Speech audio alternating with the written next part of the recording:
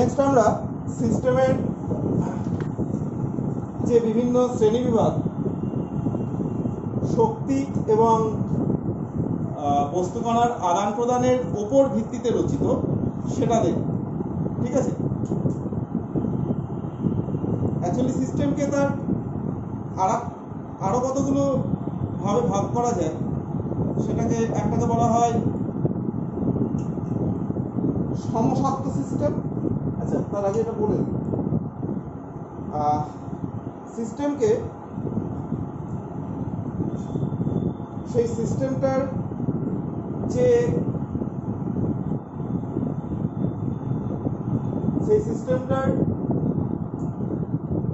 প্রতিটি অংশের যা উপাদান সেগুলো যদি একই থাকে তাহলে সেই সিস্টেমকে বলা হয় হোমোজেনিয়াস সিস্টেম। ঠিক আছে, যেরকম আমি বলতে পারি দ্রবণ, ধরো চিনি ও জলের দ্রবণ, এখানে কিন্তু প্রতিটা অংশে ওই যে সিস্টেমটা নিয়েছি অর্থাৎ জল এবং চিনির যে মিশ্রণ বা যাকে আমরা দ্রবণ বলছি, প্রতিটা অংশে কিন্তু চিনির কণাগুলো এখানে কি আছে, H2O আছে আর চিনি আছে। তাহলে দেখো এই অংশটাই চিনি এবং জলের যা পার্সেন্টেজ থাকবে, এই অংশটা কিন্তু চিনি এবং জলের পার্সেন্টেজ তাই থাকবে, দুটোর অনুপাত একই থাকবে। তাহলে সমগ্র সিস্টেমের মধ্যে দেখো অনুপাতটা একই থাকছে। তাহলে এই ধরনের সিস্টেমকে আমি কি বলবো, হোমোজিনিয়াস সিস্টেম বা সমসত্ব সিস্টেম।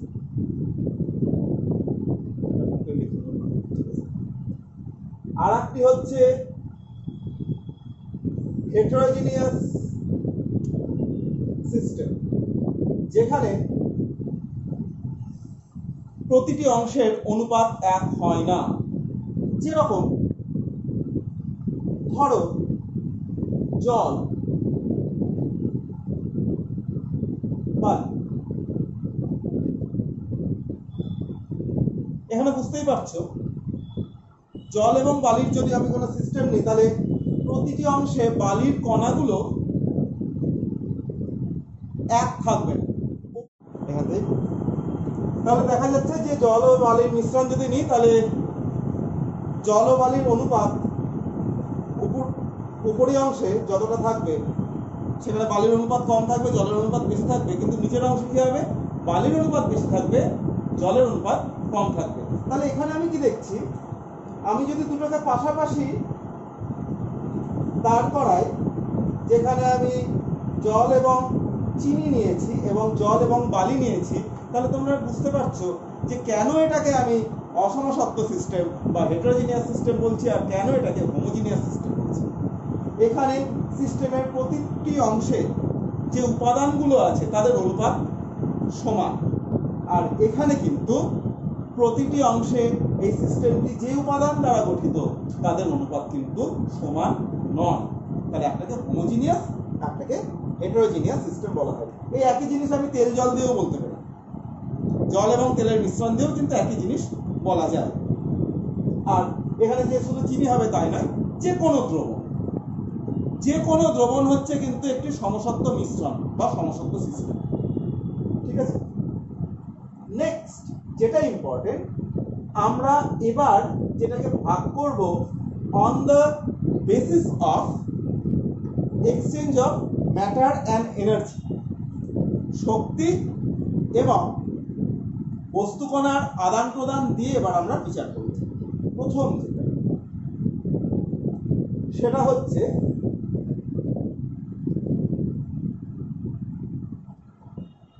ইংরেজি নামগুলো জানা খুব দরকার, ওপেন সিস্টেম। যদি কোনো সিস্টেম এবং সারাউন্ডিংস এর মধ্যে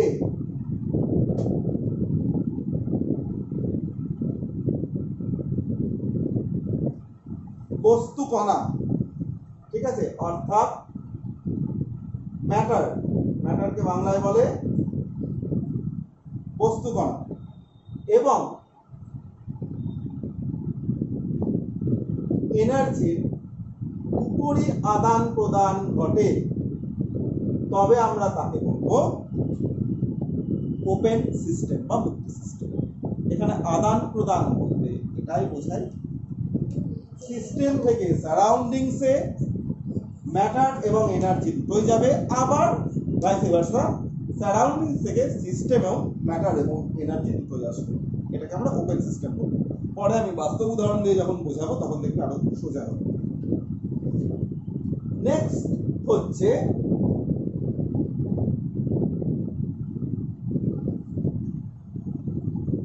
ক্লোজ সিস্টেম। ক্লোজ সিস্টেমে কি হয়, সিস্টেম এবং সারাউন্ডিংস এর মধ্যে ম্যাটার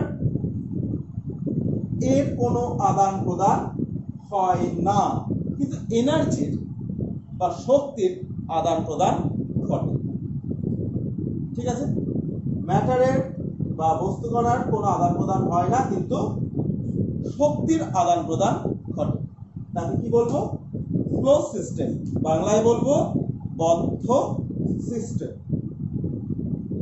তারপরের যে সিস্টেমটি সেটিকে আমরা বলবো নিঃসঙ্গ সিস্টেম বা আইসোলেটেড সিস্টেম। নিঃসঙ্গ সিস্টেম কি, ম্যাটার বা বস্তু কণার কোনো আদান প্রদান হবে না সিস্টেম এবং সারাউন্ডিংস এর মধ্যে, তার সাথে শক্তিরও কোনো আদান প্রদান হবে না সিস্টেম এবং সারাউন্ডিংস এর মধ্যে। ঠিক আছে, এবার আমরা বাস্তব কতগুলো উদাহরণ দেখি।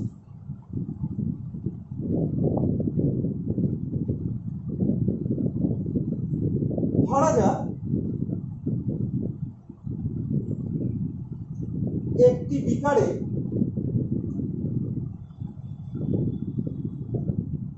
কিছুটা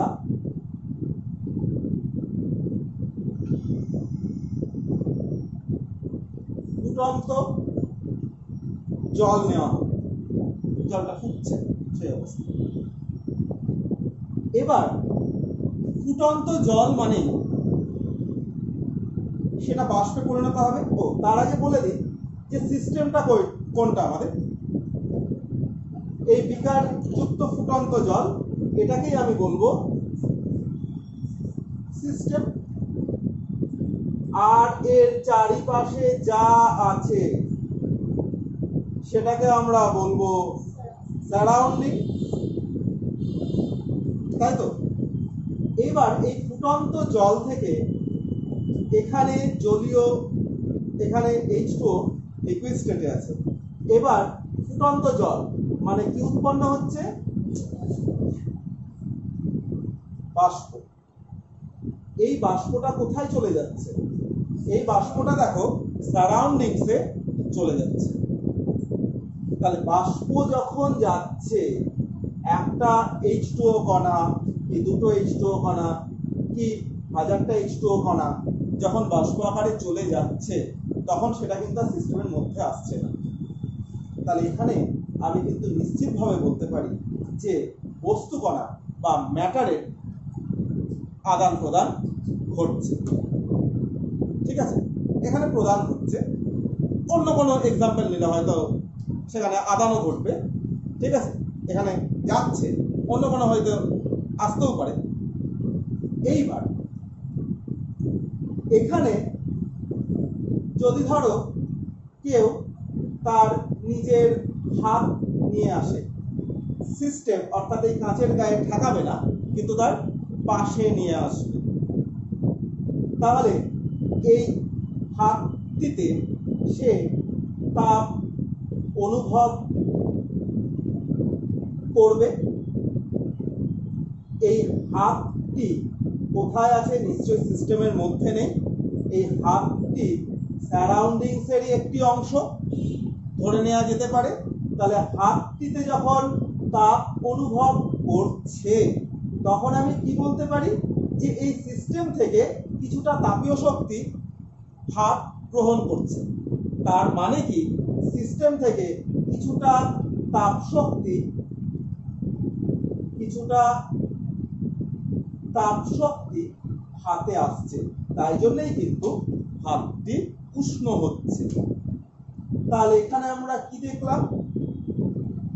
এখানে আমরা দেখলাম যে বস্তু কণার আদান প্রদান হচ্ছে এবং শক্তিরও আদান প্রদান হচ্ছে। বোঝা গেল? এবার ধরো আমরা কোনো একটা ঢাকনা দিয়ে এই বিকারটাকে ঢেকে দিলাম, ভালো ঢাকনা দিয়ে ঢেকে দিলাম। তাতে কি হচ্ছে দেখো, তখন এই গোটাটা মানে ঢাকনা সমেত পাত্রটা কিন্তু হয়ে গেল সিস্টেম। আগে খোলা পাত্র ছিল, এখন ঢাকনা সমেত পাত্রটা হয়ে গেল সিস্টেম। এবার যেই আমি ঢাকনাটি দিলাম অমনি কিন্তু H2O আর নির্গত হতে, বাষ্পীয় রূপে আর নির্গত হতে পারলো না। আমরা জানি যে H2O ম্যাক্সিমাম এই ঢাকনার অভ্যন্তরে বা ভিতরের তলে গিয়ে জমা হবে, ঘনীভূত হবে এবং জলবিন্দু হবে। প্রত্যেকের এটা আমাদের প্রত্যেকের প্র্যাকটিক্যাল এক্সপেরিয়েন্স আছে এই জিনিসগুলোতে। তাহলে এখানে কিন্তু আর জলটি যেতে পারলো না। তাহলে দেখো এখানে ম্যাটার এর আদান প্রদান হলো না। কিন্তু তুমি আবার হাত নিয়ে এসো, হাত কিন্তু এখানেও তাপ শক্তি অনুভব বা তাপ অনুভব করবে, অর্থাৎ শক্তির কিন্তু আদান প্রদান হলো। অতএব আগের সিস্টেমটা ছিল ওপেন সিস্টেম, এই সিস্টেমটা ক্লোজ সিস্টেম। ঠিক আছে? নেক্সট, এই যে ক্লোজ সিস্টেমটা দেখছি, এই ক্লোজ সিস্টেমটাকে আমি একটি বড় বাক্সের মধ্যে নিলাম। কিন্তু বাক্সটা কি রকম? বিভিন্ন ইনসুলেটেড, ইনসুলেটেড মানে অন্তরক, তাপের অন্তরক পদার্থ দিয়ে তাকে ভরা থাকে। অর্থাৎ সেটা খড় হতে পারে,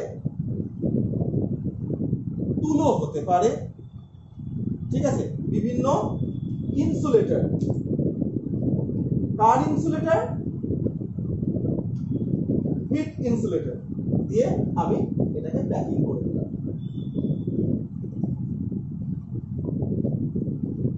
এবার আমার সিস্টেমটা কিন্তু হলো এই গোটা জিনিসটি। আগে যেহেতু পাত্রটিকে আমরা ঢেকে দিয়েছিলাম, বস্তুর আদান প্রদান হচ্ছিল না। এবার তুমি ভাবো তুমি এখানে হাত নিয়ে এলে, যেহেতু তাপের অন্তরক এখানে আছে তাই জন্যে কিন্তু সারাউন্ডিংসে আর কোনো তাপ বাইরে যাবে না। এখান থেকে যদি কোনো কাউরের হাত রাখা হয় তাহলে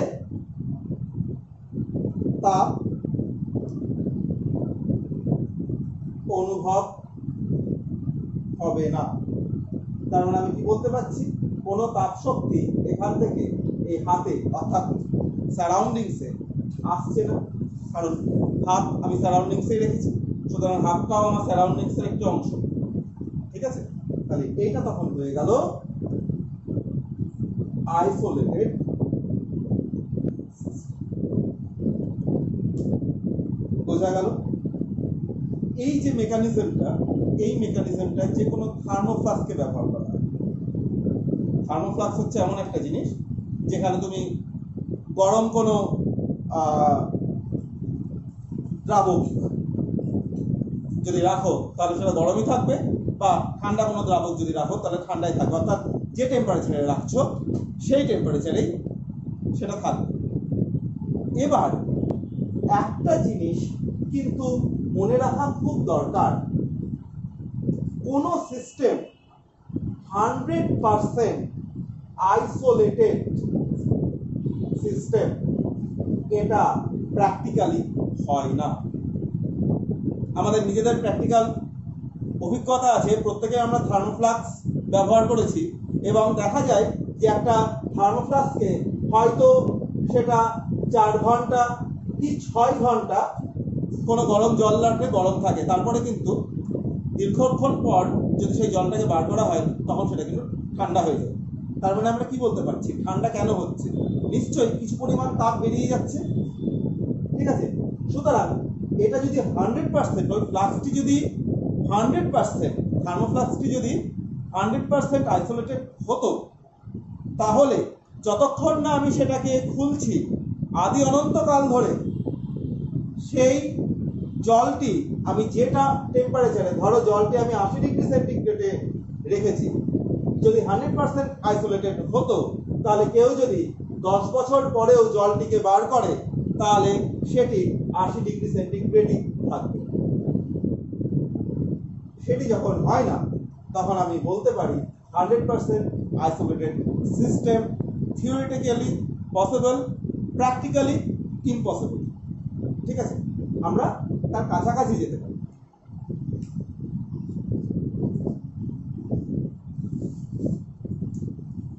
ভিডিও না করলে কত পয়সা দিচ্ছ, কত ভালো ক্লাস কত বেশি করছি তো। আচ্ছা, এরপরে আমরা প্রপার্টিজ নেক্সট ভিডিওতে বলবো।